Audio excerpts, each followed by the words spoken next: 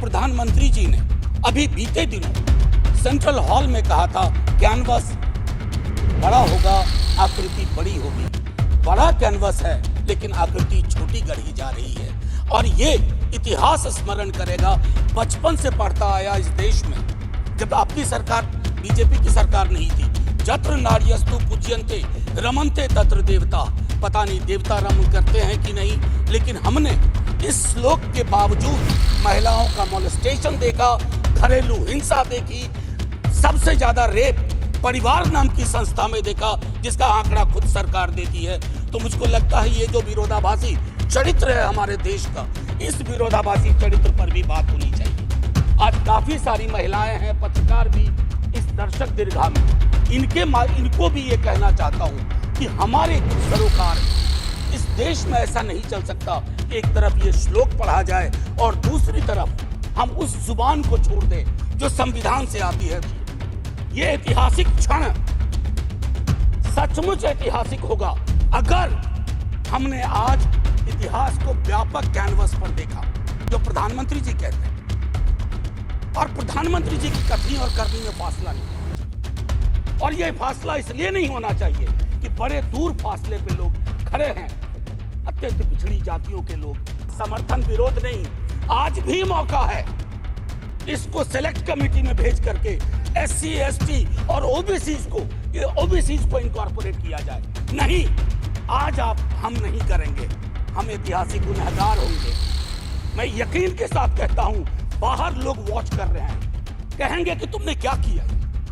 चूल्हा मिट्टी का, मिट्टी तालाब की, तालाब ठाकुर का, भूख रोटी की, रोटी बाजरे की, बाजार खेत का, खेत ठाकुर का, बैल ठाकुर का, हल ठाकुर का, हल की मूठ पर हथेली अपनी, फसल ठाकुर की, कुआं ठाकुर का, पानी ठाकुर का, खेत खलिहान ठाकुर के, गली मोहल्ले ठाकुर के, फिर अपना क्या, गांव, देश, शहर। और मैं फिर से क्लैरिफाई करता हूं, वो ठाकुर मैं भी हूं, वो ठाकुर संसद में है, वो ठाकुर विश्वविद्यालयों में है, वो ठाकुर विधायिका को कंट्रोल करता है। इस ठाकुर को मारो जो हमारे अंदर है। प्रोफेसर मनोज झा। शुक्रिया मैडम, शुक्रिया आपके वहाँ होने के लिए भी।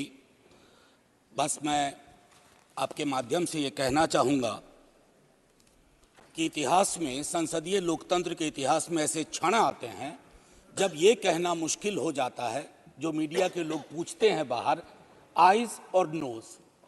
ये मसला यस और नो का नहीं है माननीय उपसभापति जी, ये मसला हमारे देश की तारीख से जुड़ा हुआ है।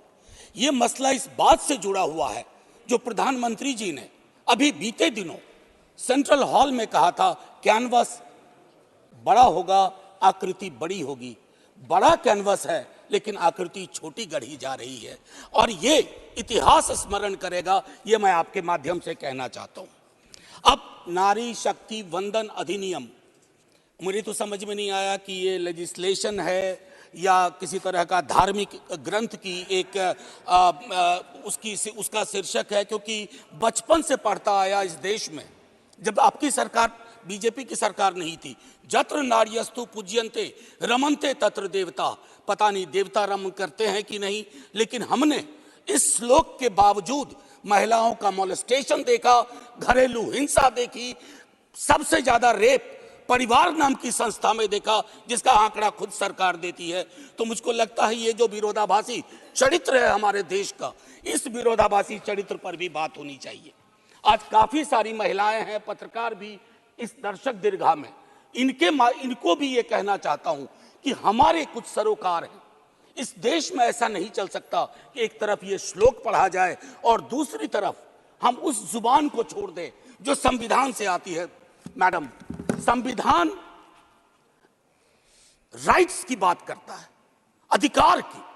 हमारी वोकैबुलरी को क्या होता जा रहा है, अधिकार दया की श्रेणी में नहीं आएगा, लेकिन पूरा का पूरा जो टेक्सचर देखता हूं वो दया की श्रेणी में बात होती है। अधिकारों की बात कभी दया से नहीं होगी।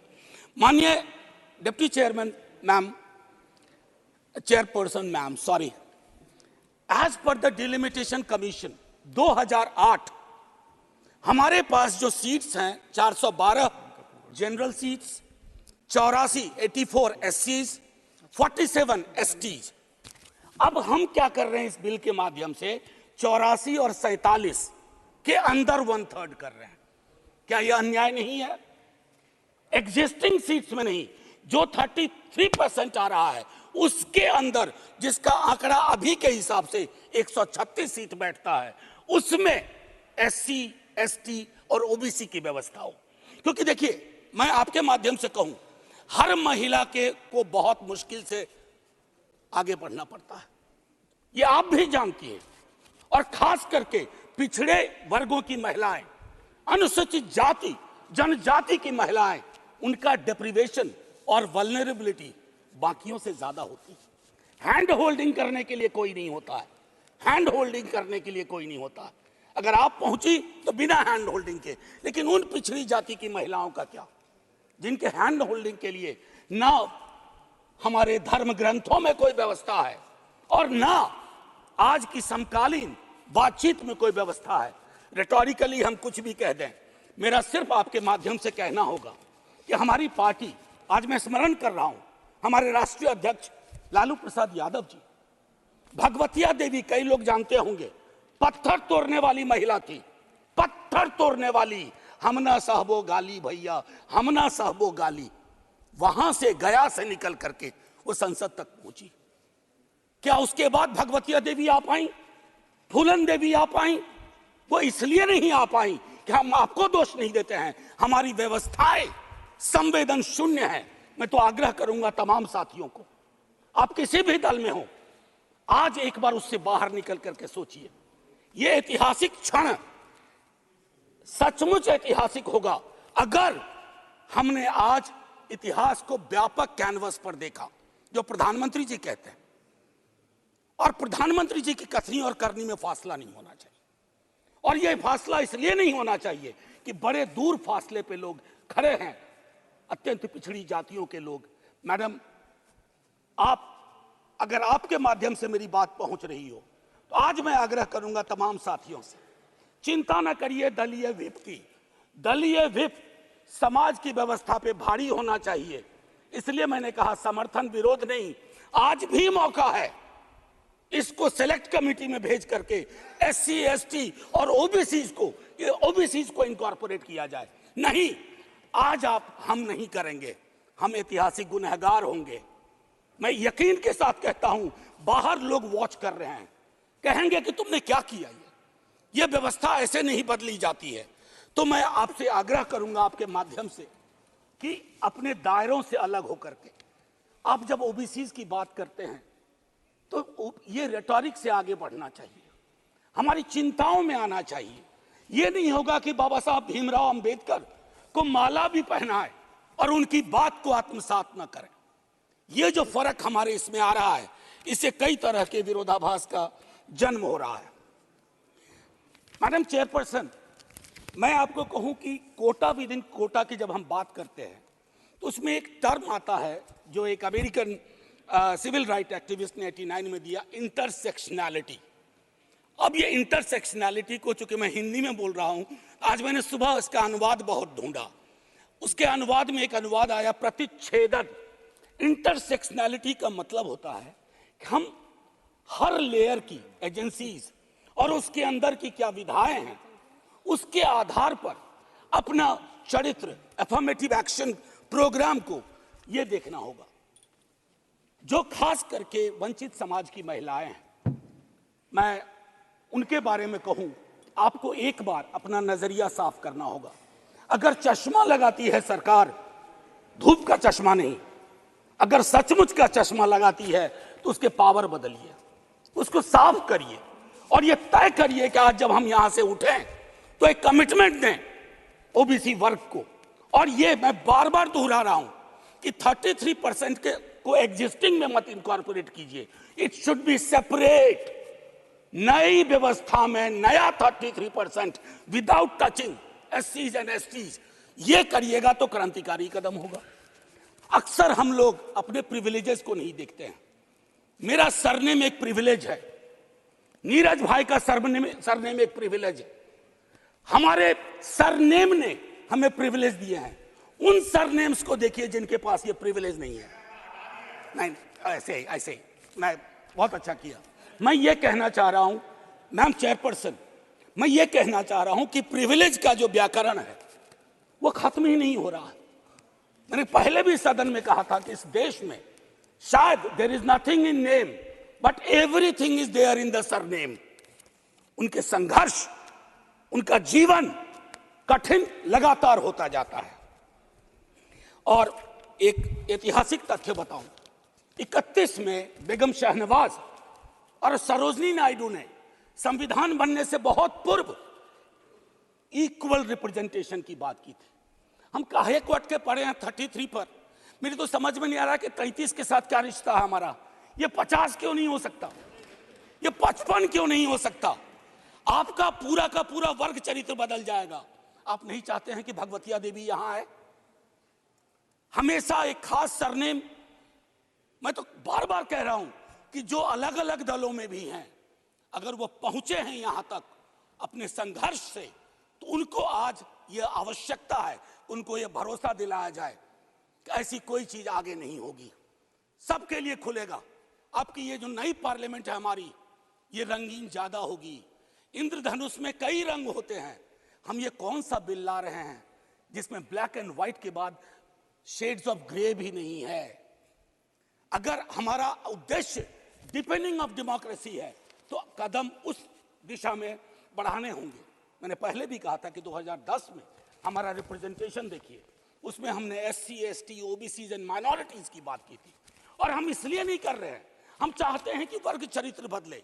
संसद सचमुच में प्रतिनिधित्व की संस्था बने जिसमें सबके आकार हों, सबकी शक्लें हों। ये ना हो कि एक प्रभुत्व वर्ग का उस पर हमेशा उस पर छाप रहे।